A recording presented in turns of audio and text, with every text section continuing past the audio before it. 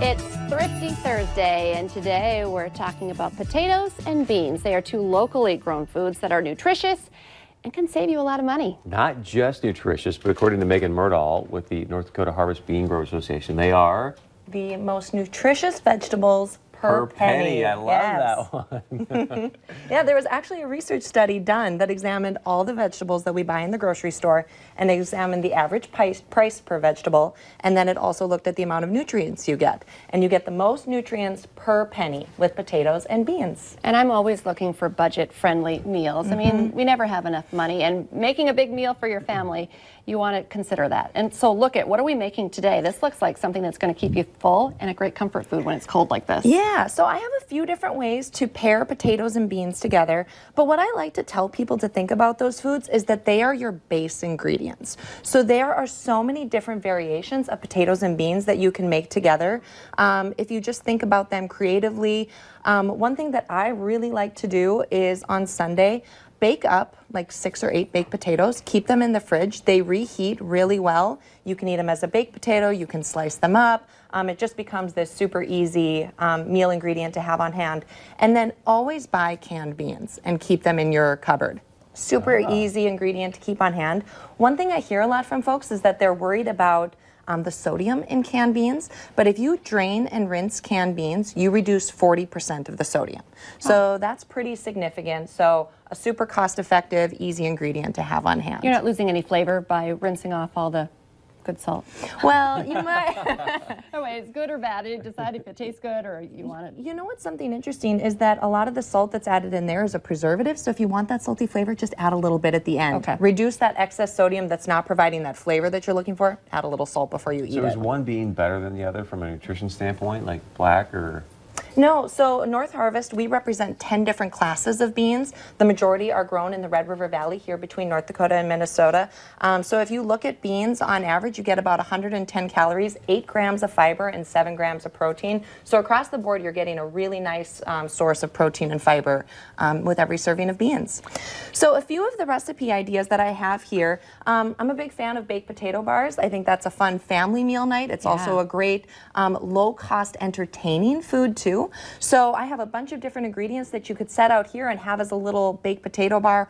Over here is just your classic chili, cheese, onions. Who doesn't like that? Yeah. This is kind of a Tex-Mex version. It's got black beans, corn, salsa, and sour cream. So another just really simple, easy idea. And then this one is kind of a play on chicken Alfredo. So I have some roasted broccoli here, which is sometimes a vegetable that's used in chicken Alfredo. I have navy beans, so instead of using chicken, use white navy beans, which are a nice protein source there as well, and definitely a little bit cheaper. And then this is just store-bought Alfredo sauce. And so about $1, and you can warm that up and put that over, and it makes a really nice, simple meal idea.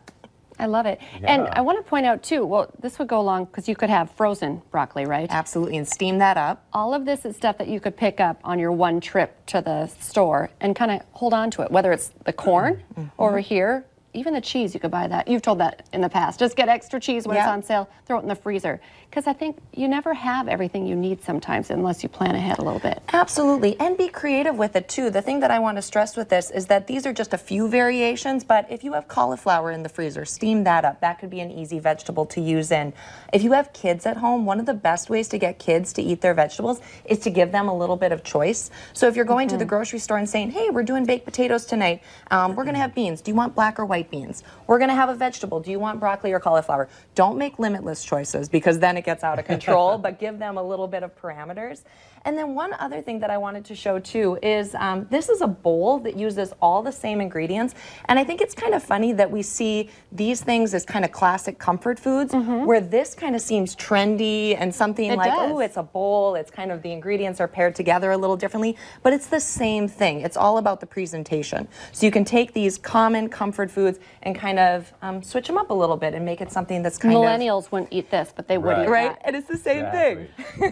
You know, I've noticed as well, the beans great and easy for the whole family, for adults, but my sister always, her kids eat beans just like, it's a great food to have kids start on as well. How old are the kids? They're 4 and 2. Okay, so we have done some work to look at what are great first finger foods for little kids, and beans are absolutely perfect. It's perfect when kids are getting that little pincer motion that they can pick them up, and it's a way to practice. So it's an awesome first food for little kids. Yeah, and way easier. They seem to enjoy the beans more than they do, you know, other proteins. Well, and if you think about it, it's a really mild flavor, so it's something that's kind of easy for kids to get started on, and there's so many different beans for them to try. I love it. All right, good stuff. And do we have all these recipes? We can put them up online a little bit later today? Yes, they'll be on Valley News Live later today. Okay, well, thank you so much. Quick, easy, inexpensive, exactly what every family needs. Awesome, thanks. Stay with us. Coming up next, how a rural community is working to save their park. We'll tell you how you can help out as well.